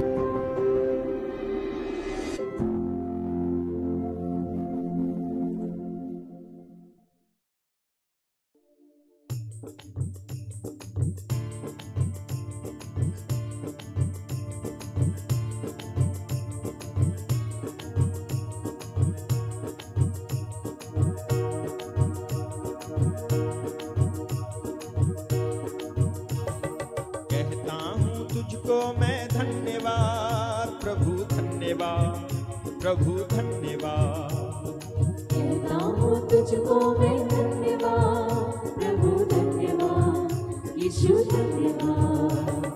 बार बार करता हूँ तुझको प्रणाम, बार बार करता हूँ तुझको प्रणाम। बार बार करता हूँ तुझको प्रणाम, बार बार करता हूँ तुझको प्रणाम। बार बार करता हूँ तुझको प्रणाम, बार बार करता हूँ तुझको प्रणाम। कहता हूँ तुझको मैं धन्यवाद, प्रभु धन्यवाद, यीशु धन्यवाद। कहता हूँ तुझको मैं धन्यवाद, प्रभु धन्यवाद, यीशु धन्यवाद। रोगियों को दिया चंगाई, सारे दुखों को मेरे मिटाया। रोगियों को दिया चंगाई, सारे दुखों को मेरे मिटाया। अब शांति दिल मैंने पाया, प्रभु तूने वादा निभाया। अब शांति दिल में पाया, प्रभु तूने वादा निभाया। प्रभु तूने वादा निभाया। प्रभु तूने वादा निभाया, प्रभु तूने वादा निभाया। प्रभु तूने वादा निभाया। कहता हूँ तुझको मैं धन्यवाद, प्रभु धन्यवाद, यीशु धन्यवाद। कहता हूँ तुझको मैं धन्यवाद, प्रभु धन्यवाद, यीशु धन्यवाद। कहता हूँ तुझको मैं धन्यवाद। प्रभु धन्यवाद, यीशु धन्यवाद। बंधन से मिल गई मुक्ति, दुख सहने को पाली है शक्ति। बंधन से मिल गई मुक्ति, दुख सहने को पाली है शक्ति। दुष्ट आत्मा बंधन को तोड़ा, प्रभु तूने वादा निभाया। बंधन को तोड़ा, प्रभु तूने वादा निभाया। प्रभु तूने वादा निभाया। प्रभु तूने वादा निभाया। कहता हूँ तुझको मैं धन्यवाद, प्रभु धन्यवाद, यीशु धन्यवाद। कहता हूँ तुझको मैं धन्यवाद, प्रभु धन्यवाद, यीशु धन्यवाद। बार बार करता हूँ तुझको प्रणाम, बार बार करता हूँ तुझको प्रणाम। बार बार करता हूँ तुझको प्रणाम, बार बार करता हूँ तुझको प्रणाम। कहता हूँ तुझको मैं धन्यवाद, प्रभु धन्यवाद, यीशु धन्यवाद। कहता हूँ तुझको मैं मैं धन्यवाद, धन्यवाद, प्रभु धन्यवाद, यीशु धन्यवाद। प्रभु धन्यवाद, यीशु धन्यवाद, प्रभु धन्यवाद, यीशु धन्यवाद।